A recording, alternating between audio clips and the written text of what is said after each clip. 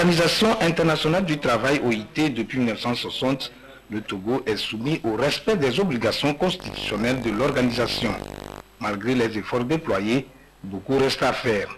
C'est donc pour améliorer les connaissances des fonctionnaires chargés de rédiger les rapports pour le compte du Togo que cet atelier de formation sur les obligations constitutionnelles en matière de reporting des États membres de l'OIT a été initié.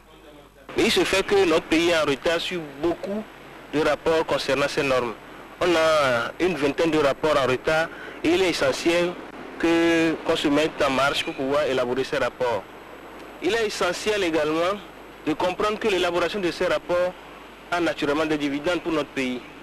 Donc si on fait les rapports, on met en exergue les atouts, mais également les insuffisances. Et la mise en exergue de ces insuffisances est une porte ouverte sur la coopération. Au cours des travaux, les participants plancheront entre autres sur les normes internationales, les obligations constitutionnelles des États membres. À l'issue de la rencontre, les participants seront mieux informés sur les obligations découlant de la Constitution de l'OIT en matière de normes internationales du travail. Le Togo pourra progressivement se mettre à jour et soumettre désormais ses rapports aux organes de contrôle de l'OIT.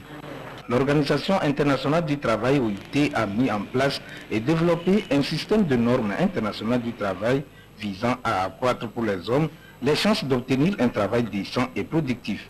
Ceci dans des conditions de liberté, d'équité, de sécurité et de dignité. Parmi les droits fondamentaux fixés par l'OIT, l'on peut citer la liberté syndicale, le droit d'organisation et de négociation collective, le travail forcé et autres instruments comme le travail des enfants. Tout État membre, une fois ces conventions ratifiées, doit se soumettre aux obligations constitutionnelles de l'OIT. La ratification, c'est un acte souverain. L'État décide qu'il est opportun pour lui de ratifier une convention, par exemple la convention sur l'élimination des pires formes du travail des enfants.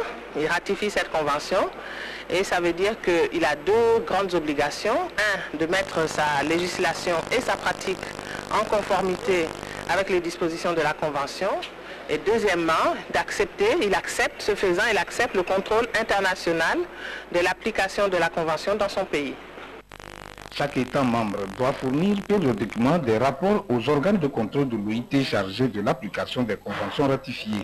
En cas de dérive constatée, le pays est convoqué au titre des articles 19 et 22 de la Constitution de l'OIT. L'un des problèmes en matière de reporting pour le Togo était dû au fait qu'il y avait un manque de ressources humaines capables de le faire ou qui comprenaient exactement ce qu'étaient ses obligations constitutionnelles. Donc c'est la raison pour laquelle nous sommes réunis ici aujourd'hui pendant 3 jours pour essayer d'expliquer et de former un certain nombre de cadres togolais pour qu'ils puissent désormais remplir ces obligations régulièrement pour que le Togo ne soit pas interpellé chaque année au mois de juin à la conférence.